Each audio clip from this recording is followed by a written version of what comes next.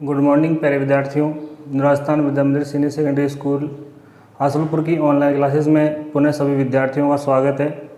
आज फिर उसी कड़ी में अपन अगला भाग लेकर के प्रस्तुत हुए हैं। रसायन विज्ञान के अंतर्गत अपन पढ़ रहे थे हैलोजन व्युत्पन्न। हैलोजन व्युत्पन्न में मैंने आपको लास्ट में हेलो एल्केन बनाने की विधियों की बात करी थी, तो उसी को आगे बढ़ाएंगे अपन। तो अपना टॉपिक चल रहा था हेलो एल्केन बनाने की विधियाँ। हेलो एल्केन बनाने की विधियाँ, preparation method of haloalkanes. Haloalkane बनाने की विधियाँ ये अपन पढ़ रहे थे, और इसमें दो विधियाँ मैं पढ़ा चुका। दो विधियाँ कौन कौन सी? तो एल्केनों से दूसरी है प्राथमिक एमीन से। ये दो विधियाँ मैं पढ़ा चुका था आपको पिछले वीडियो में। आज अपन तीसरी विधि की बात करेंगे। तीसरी विधि मोस्ट है। एल्कीनों पर हाइड्रोजन हैलाइडों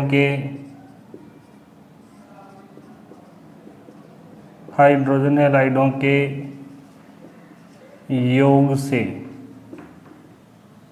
महत्वपूर्ण है ये। देखिए, एल्कीन का मतलब होता है C डबल बॉन्ड C, इसको अपन बोलते हैं एल्कीन। डबल बॉन्ड वाले हाइड्रोकार्बन क्या होते हैं? एल्कीन होते हैं। बता चुका हूँ मैं आपको। हाइड्रोजन हैलाइड का मतलब हो गया HX। हाइड्रोजन हैलाइड का मतलब क्या हो गया? HX। देखो, डबल बॉन्ड टूटेगा, दो सिंगल बॉन्ड बनेंगे। एक डबल बॉन्ड टूटता है, कितने सिंगल बॉन्ड बनते हैं? दो सिंगल बॉन्ड बनेंगे। एक पर H जोड़ दिया, एक पर क्या जोड़ दिया? X जोड़ दिया। तो X जोड़ने के बाद क्या बन गया? हेलो एल्केन बन गया। हेलो एल्केन बन गया, जहाँ HX क्या हो सकता है? HF, HCl, HBr, HI। ये HX की वैल्यू हो सकती है। HX बराबर ये सब हो सकता है, ठीक है। लेकिन अगर एल्कीन असममित हो, कैसी एल्कीन हो? असममित एल्कीन हो। असममित एल्कीन, कौन सी एल्कीन हो? असममित एल्कीन। ये समझें असममित एल्कीन क्या होती है। तो देखिए, वह एल्कीन जिसमें द्विबंध युक्त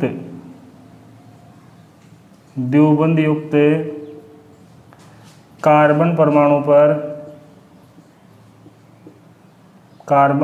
पर हाइड्रोजन की संख्या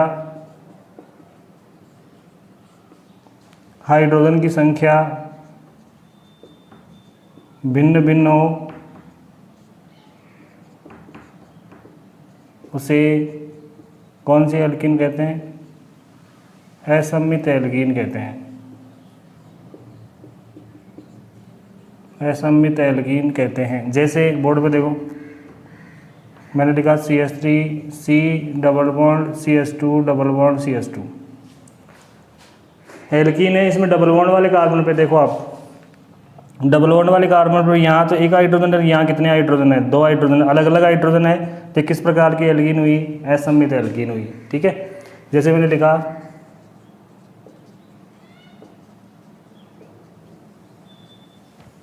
इसको अपन बोलेंगे प्रोपीन। क्या बोलेंगे? प्रोपीन। 3 कार्बन डबल बॉन्ड है, इसमें 4 कार्बन डबल बॉन्ड है, तो क्या बोलोगे? ब्यूटीन। इसमें भी देखो आप, डबल बॉन्ड वाले कार्बन देखने हैं, डबल बॉन्ड वाले, ये डबल बॉन्ड वाले, इन पर हाइड्रोजन की संख्या देखो अलग अलग है, तो वह कौन सी एल्कीन हो जाएगी? असममित एल्कीन हो जाएगी, ठीक है। तो असममित एल्कीन आ जाएगी। तो सममित एल्कीन की बात करिए अपन ने। सममित एल्कीन में तो सामान्य स्थिति होगी, कोई दिक्कत नहीं है। लेकिन यदि असममित एल्कीन हो तो फिर आपको 2 नियम लगाने हैं। कितने नियम लगाने? 2 नियम। 2 नियमों में पहला नियम कौन सा है वो अपन डिस्कस करेंगे। देखो, 2 नियमों में पहला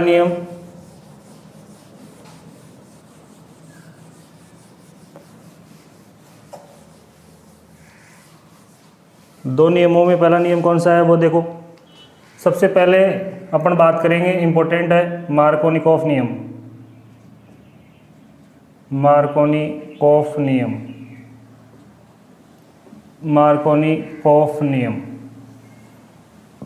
मोस्ट है ये। इस पर सवाल आने की संभावना पूरी बनती है बोर्ड के एग्जाम में। मार्कोनिकॉफ नियम क्या है? मार्कोनिकॉफ ने क्या बताया? तो मार्कोनिकॉफ ने ये बताया कि जब किसी असममित एल्कीन पर हाइड्रोजन हैलाइड का योग कराया जाता है, HX का योग कराया जाता है, तो HX का ऋणात्मक भाग अर्थात X माइनस डबल बॉन्ड के उस कार्बन पर जुड़ेगा जहाँ पर हाइड्रोजन परमाणु की संख्या सबसे कम होगी। तो मार्कोनिकॉफ का नियम क्या है वो लिख लें। इस नियम के अनुसार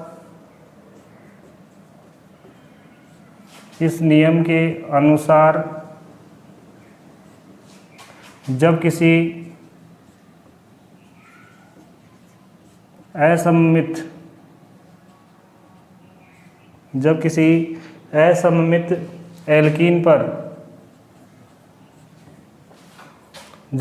असममित एल्कीन पर HX का योग कराया जाता है, HX का योग करवाया जाता है,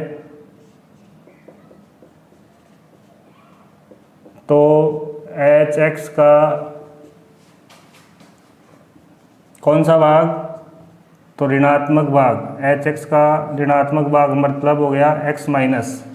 HX का ऋणात्मक भाग उस असंतृप्त कार्बन परमाणु पर जुड़ता है, उस असंतृप्त कार्बन परमाणु पर जुड़ता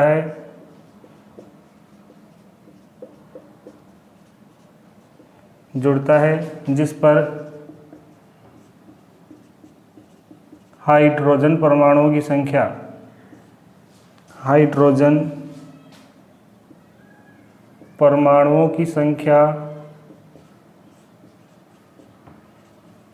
कम हो, जिस पर हाइड्रोजन परमाणुओं की संख्या क्या हो? कम हो। जहाँ कम से कम हाइड्रोजन होंगे वहाँ माइनस वाला भाग जुड़ेगा। जैसे इसको उदाहरण के रूप में लूँ मैं, जैसे मैंने एक असममित एल्कीन ली RCH डबल बॉन्ड CH2, ये कैसी एल्कीन है? तो अपन कह देंगे असममित एल्कीन है। कैसे पहचान रहे हैं? तो आपको दिख ही गया होगा, डबल बॉन्ड वाले कार्बन पर हाइड्रोजन की संख्या अलग अलग है, यहाँ एक हाइड्रोजन है, यहाँ 2 हाइड्रोजन, असममित एल्कीन है। इस पर क्या जोड़ रहा हूँ मैं? HX जोड़ रहा हूँ। HX का मतलब हो गया हाइड्रोजन हैलाइड जोड़ रहा हूँ। जोड़ो, इसमें प्लस वाला भाग हो गया H और माइनस वाला भाग हो गया X। तो मैंने क्या बताया कि जब किसी असममित एल्कीन पर HX का योग करवाया जाता है, H और X को जोड़ा जाता है, तो HX का ऋणात्मक भाग मतलब X माइनस डबल बॉन्ड के उस कार्बन पे जुड़ेगा जहाँ हाइड्रोजन कम होंगे। तो यहाँ हाइड्रोजन 1 है, यहाँ हाइड्रोजन कितने हैं? 2 हैं। तो माइनस वाला भाग तो कहाँ जुड़ेगा? कम वाले पर, और प्लस वाला भाग कहाँ जुड़ेगा? ज़्यादा वाले पर। तो क्या उत्पाद बना? देखो RCH पे क्या आ गया? CH पे कौन आ गया? X, और एक H और जुड़ गया CH3, क्या बन गया? हेलो एल्केन बन गया। क्या बन गया? Halo alkane. ठीक है, इसको मैं उदाहरण से लूँ, जैसे मैंने एग्जांपल लिया, R की जगह मैंने CH3 जोड़ दिया, CH3 CH double bond CH2, असममित एल्कीन है, नाम इसका मैंने बता दिया प्रोपीन है। इस पे मैंने जैसे मान लीजिए HCl जोड़ दिया। क्या जोड़ दिया? HCl। अब HCl में प्लस वाला भाग कौन सा? H, और माइनस वाला भाग कौन सा? Cl। तो Cl माइनस वाला भाग है तो कहाँ जुड़ेगा? जहाँ हाइड्रोजन कम होंगे, और प्लस वाला कहाँ जुड़ेगा? जहाँ हाइड्रोजन क्या होंगे? ज़्यादा होंगे। माइनस वाला भाग कहाँ जुड़ेगा? जहाँ हाइड्रोजन कम होंगे तो, और प्लस वाला भाग कहाँ जुड़ेगा? तो जहाँ हाइड्रोजन ज़्यादा होंगे। तो क्या बना उत्पाद? देखो CH पे कौन आ गया? Cl, और एक H जुड़ गया। कौन से नंबर पर Cl है? 2 पर। तो 2 क्लोरो, कितने कार्बन है? 3 कार्बन, और सिंगल बॉन्ड है तो प्रोपेन। पढ़ा चुका हूँ ये आपको मैं। तो ये कौन से नियम को फॉलो करता है ये? तो ये फॉलो करता है मार्कोनिकॉफ के नियम को। दोबारा समझें, इस नियम के अनुसार जब किसी असममित एल्कीन पर HX का योग करवाया जाता है तो HX का ऋणात्मक भाग उस असंतृप्त कार्बन परमाणु पर जुड़ता है जहाँ हाइड्रोजन परमाणु की संख्या क्या होती है? कम होती है। ठीक है, किसी भी असममित एल्कीन पर जब HX जोड़ेंगे तो उसका ऋणात्मक भाग कहाँ जुड़ेगा? जहाँ हाइड्रोजन क्या होंगे? कम। ठीक है, तो वही अपन ने फॉलो करा है। तो हमेशा 2 उत्पाद इसका होगा। ठीक है, इसके बाद में एक नियम और इसमें फॉलो करना पड़ेगा आपको। अगर आप असममित एल्कीन ले रहे हैं और HX जोड़ रहे हैं तो इसका जस्ट उल्टा नियम है, वो भी अपन देखें।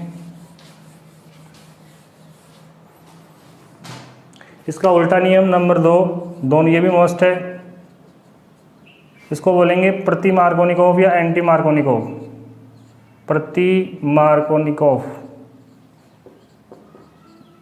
प्रति मार्कोनिकॉफ नियम, ये इसको कहते हैं पेरोक्साइड प्रभाव, पेरोक्साइड प्रभाव। ये इसको कहते हैं खरास प्रभाव, खरास प्रभाव। प्रति मार्कोनिकोव क्यों कह रहे हैं? क्योंकि मार्कोनिकोव का उल्टा है।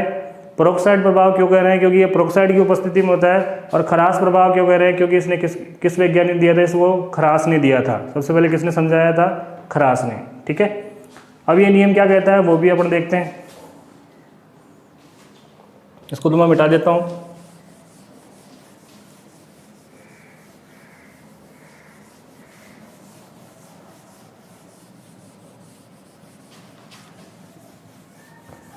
ये नियम क्या कहता है? जैसे उल्टा है तो उल्टे में क्या लिखेंगे? तो इसमें लिखेंगे जब इस नियम के अनुसार, इस नियम के अनुसार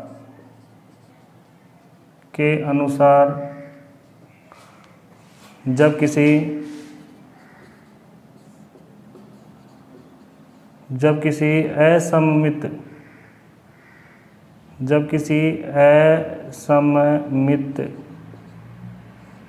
किसी असममित एल्कीन पर, इसमें थोड़ा ध्यान रखना है, पेरोक्साइड की उपस्थिति में, पेरोक्साइड की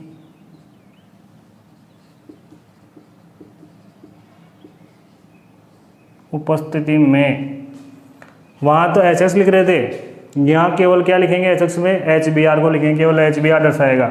उपस्थिति में HBr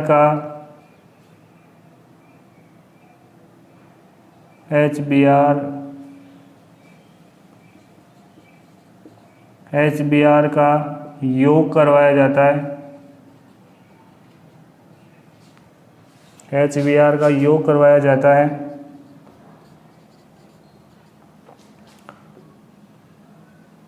तो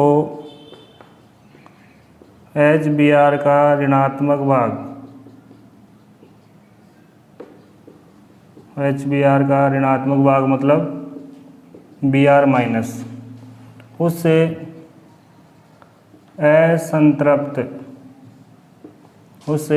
असंतृप्त कार्बन परमाणु पर जुड़ता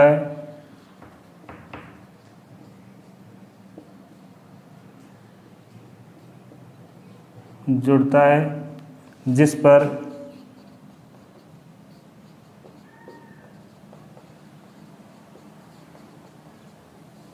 हाइड्रोजन परमाणुओं की संख्या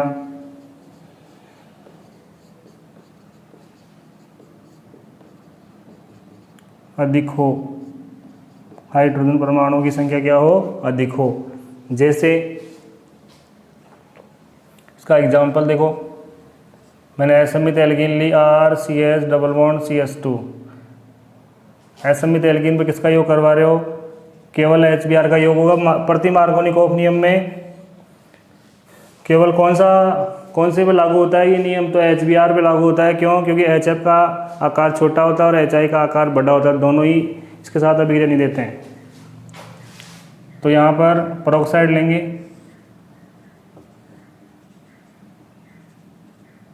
पेरोक्साइड की उपस्थिति, पेरोक्साइड को मैं लिख रहा हूँ, सामान्य सा पेरोक्साइड लिख दिया मैंने। पेरोक्साइड की उपस्थिति लेंगे, HBr का योग करवाएंगे।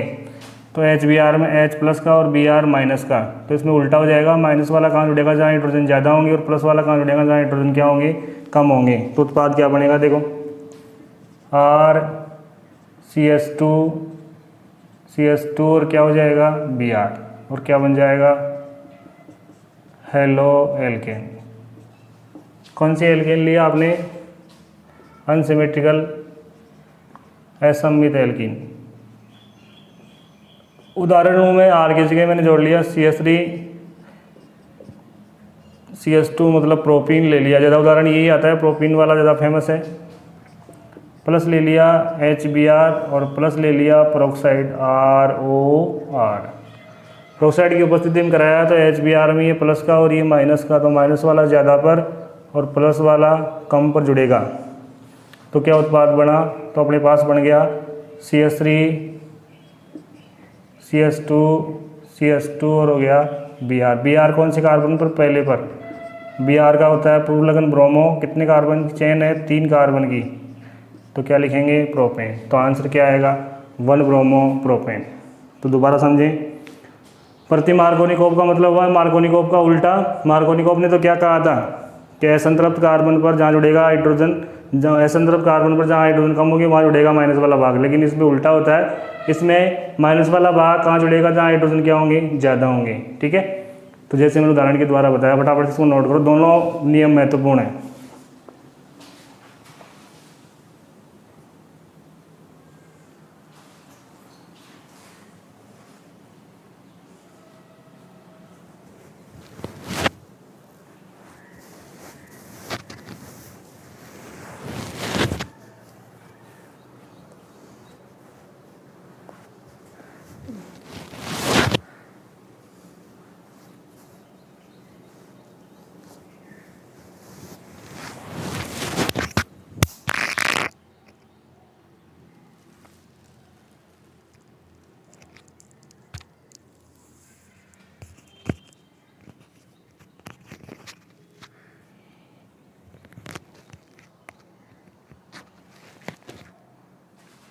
बना लिया होगा आपने, दोनों नियम महत्वपूर्ण है, समझ में भी आ गए होंगे। आगे अपन डिस्कस करते हैं अगले मेथड का।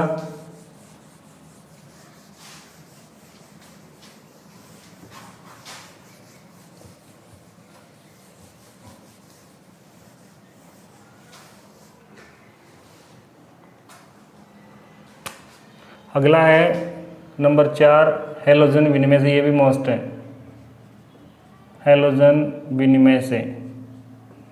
विनिमय का मतलब होता है आदान प्रदान, एक हैलोजन हटेगा दूसरा जुड़ जाएगा,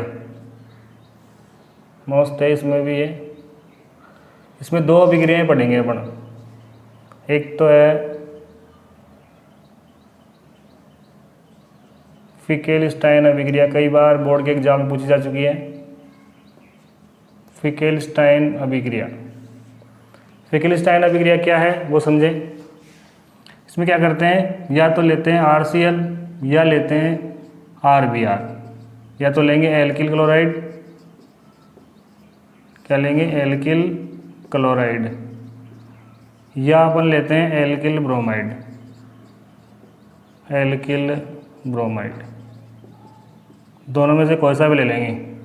और दोनों की अभिक्रिया ही अपन किससे करवाएंगे, सोडियम आयोडाइड से, प्लस इसको भी किससे क्रिया करवाएंगे, सोडियम आयोडाइड से। ये सोडियम आयोडाइड किससे अभिक्रिया करवाएंगे, सोडियम आयोडाइड से अभिक्रिया करवाएंगे। बोर्ड पे ध्यान दो सब। और ये क्रिया करवाई जाती है तो मेथेनॉल या फिर एसीटोन की उपस्थिति में। एसीटोन और उपस्थिति में थोड़ा बहुत क्या करेंगे, गर्म भी करना पड़ेगा। देखो क्या होगा, यहाँ से Na और यहाँ से क्या निकल जाएगा, Cl, NaCl। यहाँ से क्या निकलेगा, Na, और यहाँ से क्या निकलेगा, Br। क्या बचा यहाँ पर, Ri, यहाँ भी क्या बचा, Ri। मतलब क्या बन गया, Ri प्लस हो गया NaCl, और यहाँ पर वही एसीटोन लिया आपने, और क्या बन गया, Ri और प्लस हो गया NaBr। Ri का मतलब क्या हुआ, एल्किल आयोडाइड, एल्किल आयोडाइड। ठीक है, तो सीधी सी अभिक्रिया है ये। फिकेलस्टाइन अभिक्रिया किसे कहेंगे, नेम रिएक्शन है। नेम रिएक्शन आपको स्पेशल याद करनी है, मोस्ट है ये। नेम रिएक्शन डायरेक्ट इस नाम से ही पूछ ली जाएगी, फिकेलस्टाइन अभिक्रिया किसे कहते हैं। तो फिकेलस्टाइन अभिक्रिया किसे कहेंगे, तो एल्किल क्लोराइड या एल्किल ब्रोमाइड की अभिक्रिया सोडियम आयोडाइड के साथ एसीटोन या मेथेनॉल की उपस्थिति में कराने पर एल्किल आयोडाइड बनता है। इसे फिकेलस्टाइन अभिक्रिया के नाम से जाना जाता है। इसको मैं थ्योरी के रूप में लिखूँ, क्योंकि नेम रिएक्शन को थ्योरी भी लिखनी होती है। तो इसमें क्या हो जाएगा, एल्किल क्लोराइड या एल्किल ब्रोमाइड की अभिक्रिया sodium iodide, sodium iodide Na के साथ मेथेनॉल, मेथेनॉल का फॉर्मूला होता है CH3OH, मेथेनॉल या एसीटोन थिनर भी बोलते हैं इसको, नेल पॉलिश रिमूवर यही होता है। एसीटोन CH3CO CH3 की उपस्थिति में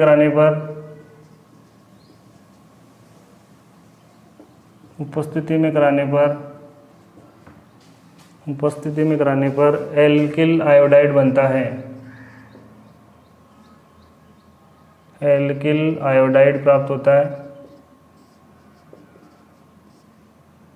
एल्किल आयोडाइड प्राप्त होता है। इसे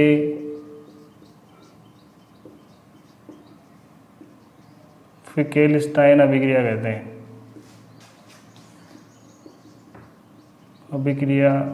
हैं। फिकेलस्टाइन अभिक्रिया कहते हैं। नेम रिएक्शन थी, किसे कहेंगे फिकेलस्टाइन अभिक्रिया? तो RCl मतलब एल्किल क्लोराइड या एल्किल ब्रोमाइड की अभिक्रिया सोडियम आयोडाइड के साथ मेथेनॉल या एसीटोन की उपस्थिति में कराएं तो एल्किल आयोडाइड बनता है। तो उत्पाद क्या हुआ? Alkyl iodide. और आप देख रहे हैं हेलोजन विनिमय क्यों कह रहे हैं इसको? क्योंकि पहले भी हेलोजन था और अब भी क्या है? हेलोजन है। तो हेलोजन के द्वारा हेलोजन का प्रतिस्थापन हुआ है, इसी को अपन क्या बोलेंगे? हेलोजन विनिमय। ठीक है। इसमें एक अभिक्रिया और शामिल होती है, इसको मैं उदाहरण से लूँ और ले सकते हो आप। जैसे मैंने R की जगह यहाँ पर जोड़ दिया CH3, तो CH3Cl प्लस हो गया NaI। CH3 का मतलब हुआ मेथिल और Cl का मतलब हो गया क्लोराइड, तो क्या बन गया?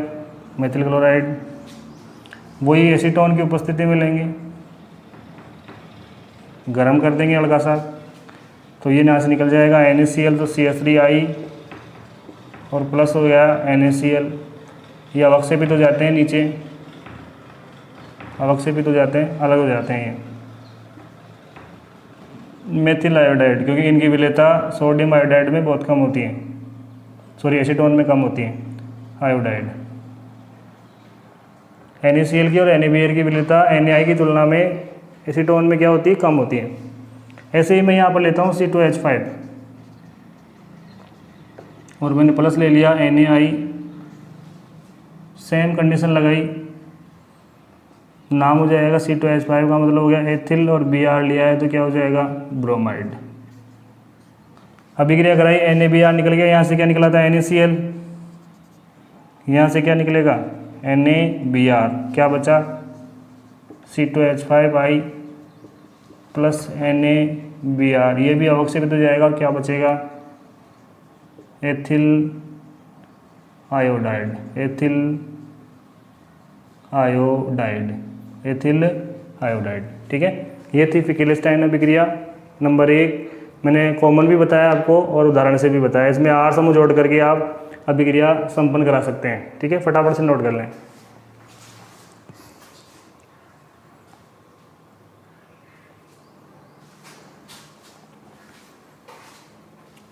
बढ़ा लिया को सभी ने। अगला है हेलोजन विनिमय में नंबर 2, श्वार्ट्ज अभिक्रिया।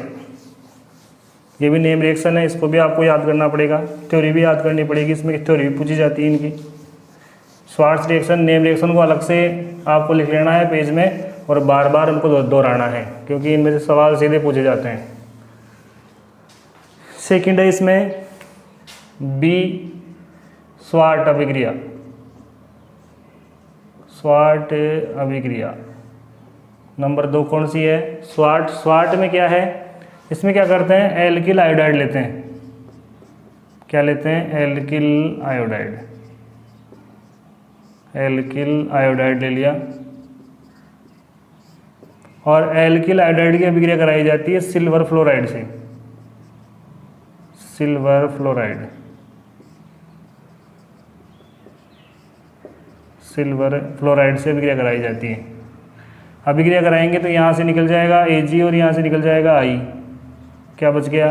R और F, RF प्लस हो गया AgI, सिल्वर आयोडाइड निकल गया और साथ में बन गया एल्किल फ्लोराइड।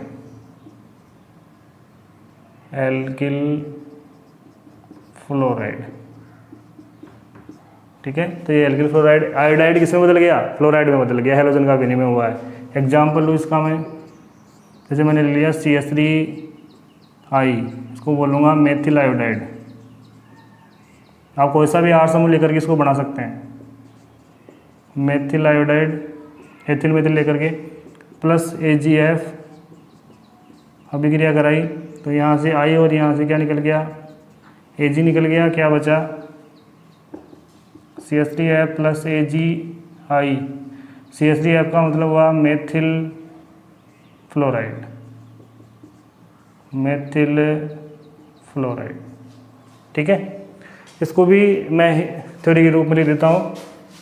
तो लिखना है एल्किल आयोडाइड की अभिक्रिया सिल्वर फ्लोराइड,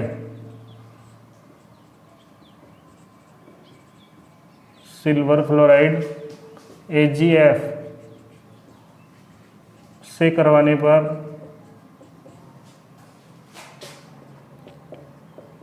एल्किल फ्लोराइड प्राप्त होता है। एल्किल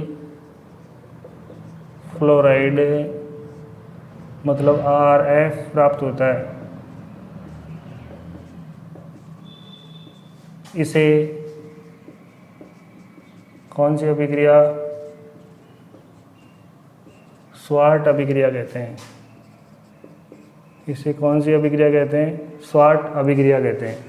ये थी स्वार्ट अभिक्रिया। ये दोनों अभिक्रियाएं किस में आ रही थी, तो हेलोजन विनिमय के अंतर्गत आ रही थी। ठीक है, तो ये दोनों अभिक्रियाएं ईजी हैं, आपको याद करनी है। नेक्स्ट अगला तरीका,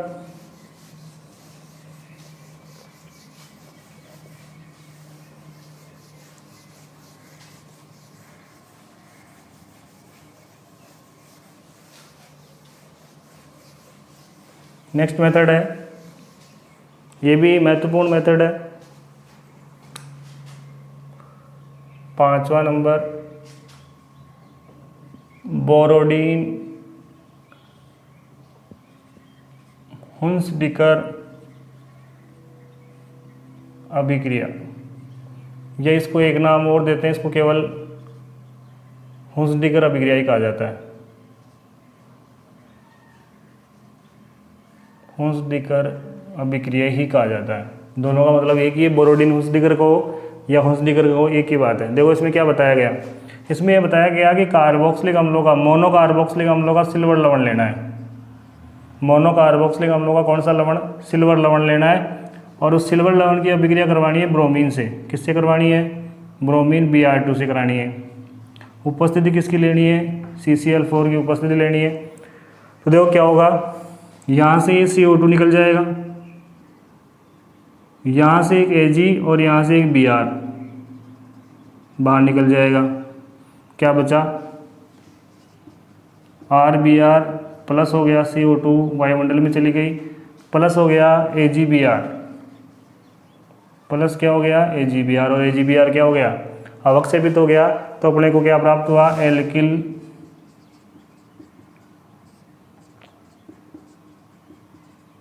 एल्किल ब्रोमाइड प्राप्त हो गया, और ये अधिक मात्रा में प्राप्त होगा। इसी अभिक्रिया को क्या कहा जाता है, हुंसडिकर अभिक्रिया या बोरोडीन हुंसडिकर अभिक्रिया। तो इसकी थ्योरी क्या हो जाएगी, तो मोनोकार्बोक्सिलिक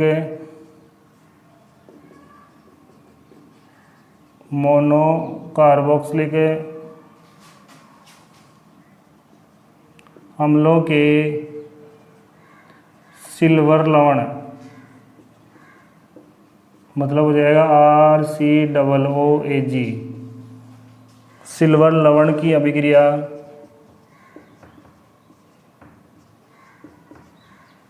ब्रोमीन जल से कराने पर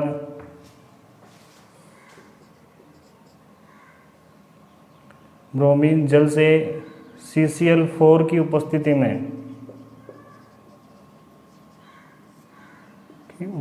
में कराने पर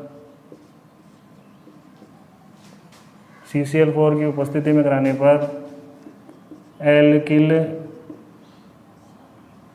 इसमें पहले एक बिंदु और लिख लें, कराने पर विकार्बोक्सीकृत ब्रोमीनीकरण द्वारा, विकार्बोक्सीकृत ब्रोमीनीकरण द्वारा, इसमें ध्यान रखना, विकार्बोक्सीकृत ब्रोमीनीकरण द्वारा एल्किल ब्रोमाइड बनता है। RBr बनता है। इसे हुंसडिकर अभिक्रिया कहते हैं। हुस्डिकर अभिक्रिया कहते हैं, हुस्डिकर अभिक्रिया कहते हैं। इसका उदाहरण बताऊं मैं आपको। तो उदाहरण जैसे मैंने आर की जगह जोड़ लिया CH3, आर होता है एल्किल समूह, तो आर की जगह मैंने जोड़ लिया COO और क्या हो गया Ag, प्लस क्या ले लिया Br2 किसकी उपस्थिति में, तो CCl4 कार्बन टेट्राक्लोराइड की उपस्थिति में, वो की वही अभिक्रिया होगी। तो क्या बन जाएगा CH3Br प्लस CO2 और प्लस हो जाएगा AgBr। इस अभिक्रिया में एल्किल ब्रोमाइड की जो लब्धि होगी ज़्यादा प्राप्त होगी, क्योंकि CO2 वातावरण में चली गई और AgBr अवक्षेपित हो गया। नाम हो जाएगा मेथिल ब्रोमाइड, मेथिल ब्रोमाइड। ठीक है, ये थी हुस्डिकर या बोरोडिन हुस्डिकर। नेम रिएक्शन में मोस्ट है, फटाफट से ड्रॉ करें।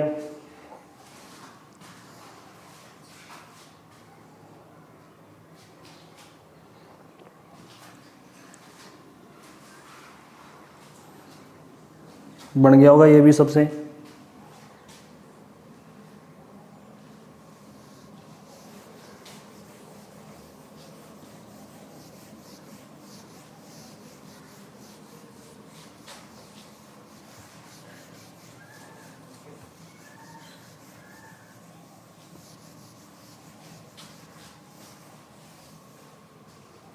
एक और विधि इसमें बचती है, वो भी अपन ले लेते हैं। नंबर 6, एल्कोहलों से।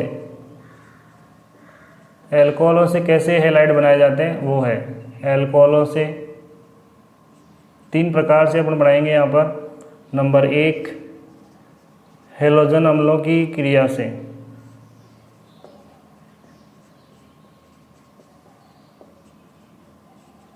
हैलोजन अम्लों की अभिक्रिया से, पहला तरीका हैलोजन अम्लों की अभिक्रिया से बनाएंगे। बोर्ड पर ध्यान दें सब। देखिए अल्कोहल को लिखते हैं सामान्य फॉर्मूला ROH। एल्कोहल की अभिक्रिया हैलोजन अम्लों का मतलब HX मतलब HCl से कराई। HCl से कराएंगे तो अपने को लेना पड़ेगा निर्जल जिंक क्लोराइड। निर्जल जिंक क्लोराइड, यहाँ से H और यहाँ से क्या निकलेगा OH, क्या बच गया RCl और प्लस हो गया H2O। RCl का मतलब हुआ एल्किल क्लोराइड। ठीक है, इस विधि को बोलते हैं ग्रो विधि। क्या कहते हैं इसको, ग्रो विधि। मतलब एल्कोहल की अभिक्रिया सांद्र HCl से कराएंगे, सांद्र HCl से कराएं निर्जल ZnCl2 की उपस्थिति में, तो RCl बनता है। इसे ग्रो विधि के नाम से जाना जाता है। इसमें जो जल बनता है, इस जल को कौन सोख लेता है, निर्जल ZnCl2 सोख लेता है। यदि HBr से कराई जाए तो यहाँ पर जल को सोखने के लिए लिया जाता है सांद्र H2SO4। तो यहाँ से ये H2 माइनस हो गया RBr प्लस हो गया H2O। अगर I वाला ले रहे हैं तो HI भी किससे लेंगे, सांद्र H2SO4 से ही लेंगे। यहाँ पर भी वही कंसेप्ट है, H2O कौन सोख लेगा, तो क्या प्राप्त हो जाएगा RI का मतलब बता दिया आपको, एल्किल आयोडाइड होता है। R समूह ही जोड़ लेना, जो भी मेथिल एथिल जोड़ोगे उस अकॉर्डिंग नाम हो जाएगा। और ये हो जाएगा एल्किल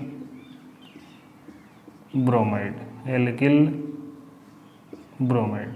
ठीक है, इसमें नोट लगा के लिख लेना आप। हैलोजन अम्लों की क्रियाशीलता, हैलोजन अम्लों की क्रियाशीलता का क्रम, क्रियाशीलता का क्रम है सबसे ज़्यादा क्रियाशील होगा HI, फिर होगा HBr, फिर होगा HCl और सबसे कम क्रियाशील होगा HF। और एल्कोहलों की क्रियाशीलता क्रम भी लिख लो। एल्कोहलों की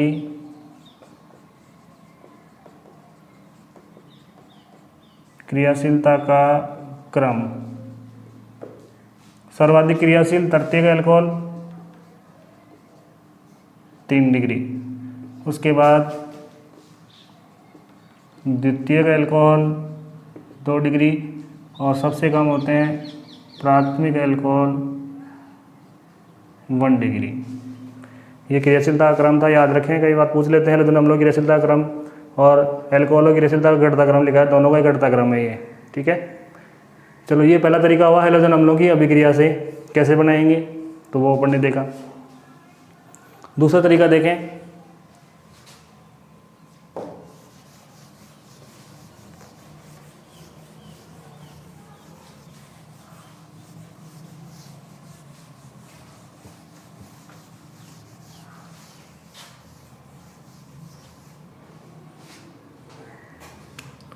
दूसरा तरीका है इसका फॉस्फोरस हैलाइडों से। फॉस्फोरस हैलाइडों की अभिक्रिया से,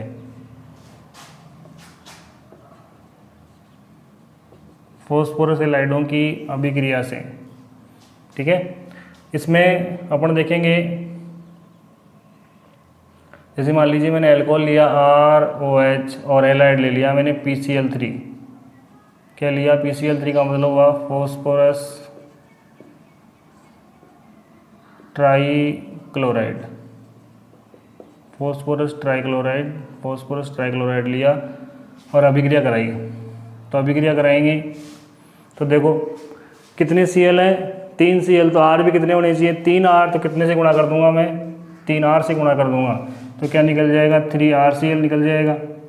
प्लस क्या होगा, एल्किल क्लोराइड बन जाएगा, प्लस क्या होगा, 3 तो बच गए O, 3 बच गए H और 1 बच गया P, मतलब अम्ल बन जाएगा H3PO3, फॉस्फोरस अम्ल। वैसे इसको बोलेंगे ऑर्थोफॉस्फोरस अम्ल। ऑक्सो अम्ल है ये फॉस्फोरस का, फॉस्फोरस अम्ल बनेगा और RCl बन जाएगा, ठीक है। अगर आपने PCl5 लिया है,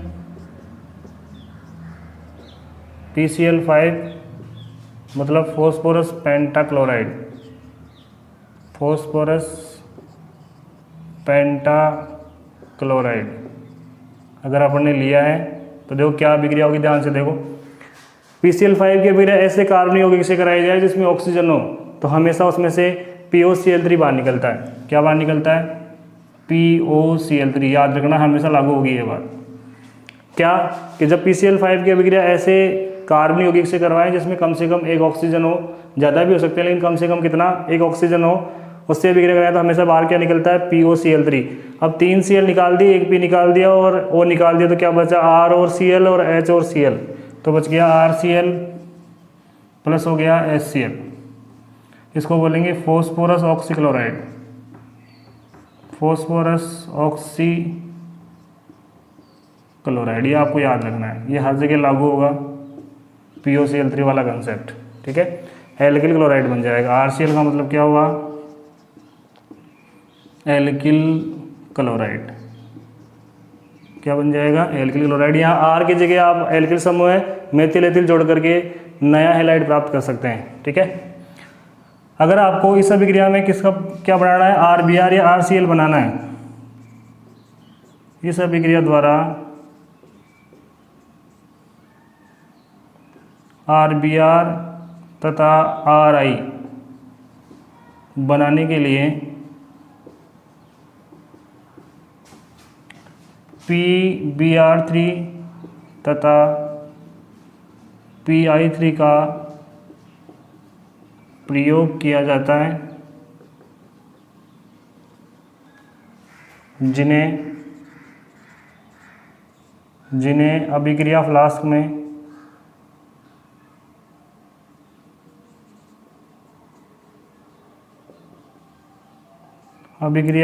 में क्रमशः लाल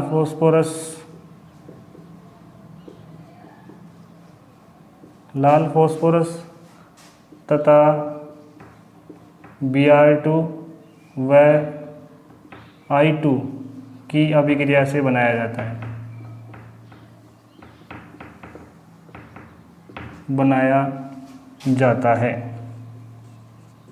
तो इसको मैं शॉर्टकट लिखूँ तो क्या लिखूँगा, ROH लाल फॉस्फोरस लाल फॉस्फोरस प्लस हेलोजन, और क्या बन जाएगा RX प्लस हो जाएगा H3PO3। ठीक है, इसमें X2 बराबर क्या हो जाएगा Br2 और I2। इसी को मैं बढ़ा के लिखूँ तो बढ़ा के कैसे लिखेंगे, देखो समझाऊँ इसको मैं। तो क्या होगा, पहले लाल फॉस्फोरस हेलोजन की क्रिया होगी। जैसे मैंने लिया फॉस्फोरस, तो फॉस्फोरस लाल वाला, तो फॉस्फोरस को लिखने का तरीका P4 होता है। P4 की अभिक्रिया करवाई मैंने Br2 से, 6 Br2 ले लिए, दोनों ने क्रिया करी और क्या बना लिया PBr3 बनाना है, 3 बना लिया, बैलेंस कर लो, 4 से गुणा हो गया। अब जो ये PBr बना है उसकी अभिक्रिया किससे हो जाएगी, PBr3 की क्रिया करा दो, कितने अणु लेकर के 3, तो ये बना लेगा RBr और प्लस हो जाएगा H3PO3 जो पहले वाला बताया था। तो इसी का विस्तारित रूप है ये मैंने समझा दिया ऊपर वाली अभिक्रिया कैसे हो रही है। ठीक है, R की जगह आप मेथिल एथिल रख करके अभिक्रिया को संपन्न करा सकते हैं। X की जगह आपको Br2 और क्या रखना है I2 रखना है। ठीक है, एक और इसमें रह गया, वो भी अपन डिस्कस करते हैं, एक तरीका और रह गया।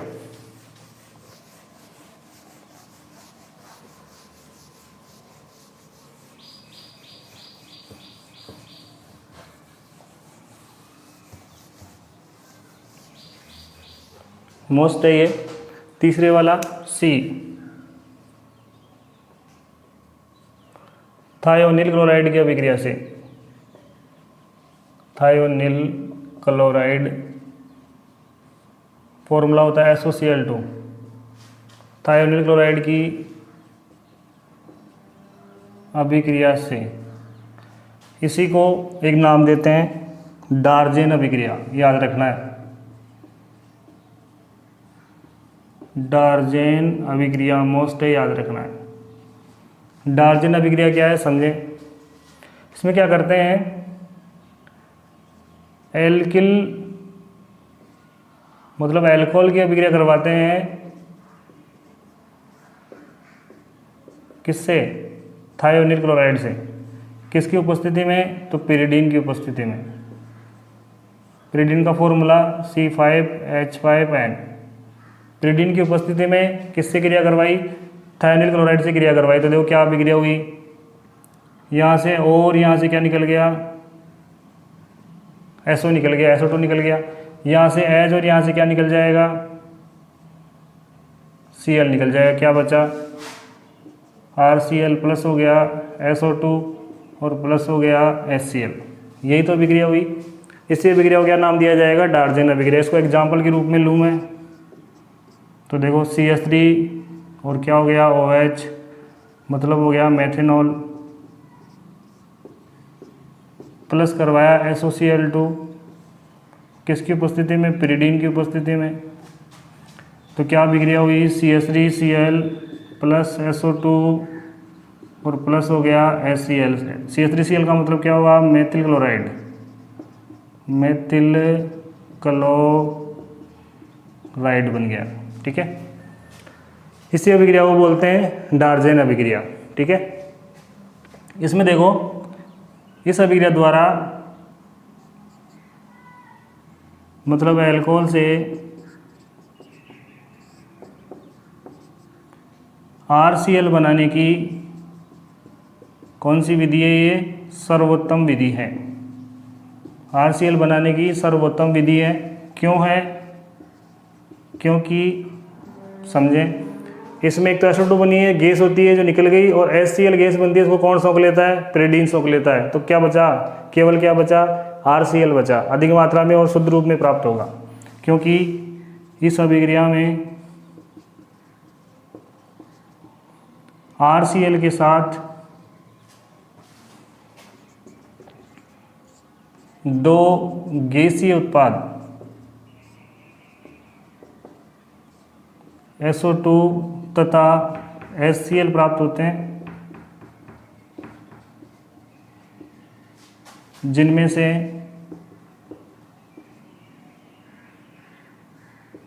से SO2 वातावरण में मुक्त हो जाती है, वातावरण में मुक्त हो जाती है, तथा HCl गैस को पिरिडीन द्वारा अवशोषित कर लिया जाता है, अवशोषित कर लिया जाता है, अवशोषित कर लिया जाता है। इस वजह से ये सर्वोत्तम विधि है एल्कोहल से HCl बनाने की। इस विधि द्वारा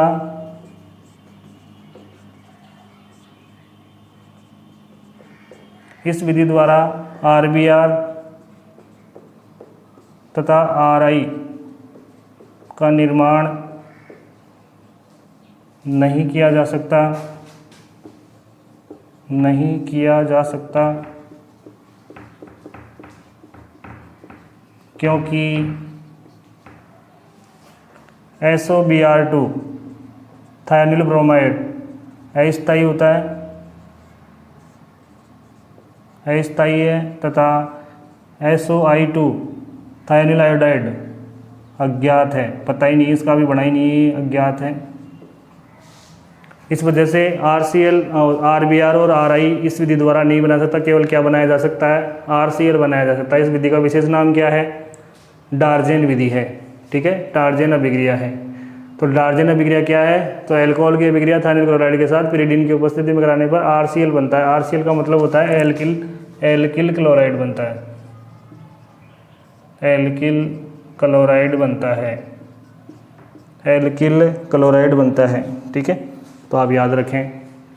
ये थी 6 विधियाँ हेलो एल्केन बनाने की मेथड्स थी। अब अगला टॉपिक होगा अपना हेलो एल्केनों के भौतिक गुण। एक बार फटाफट इसको नोट करें आप।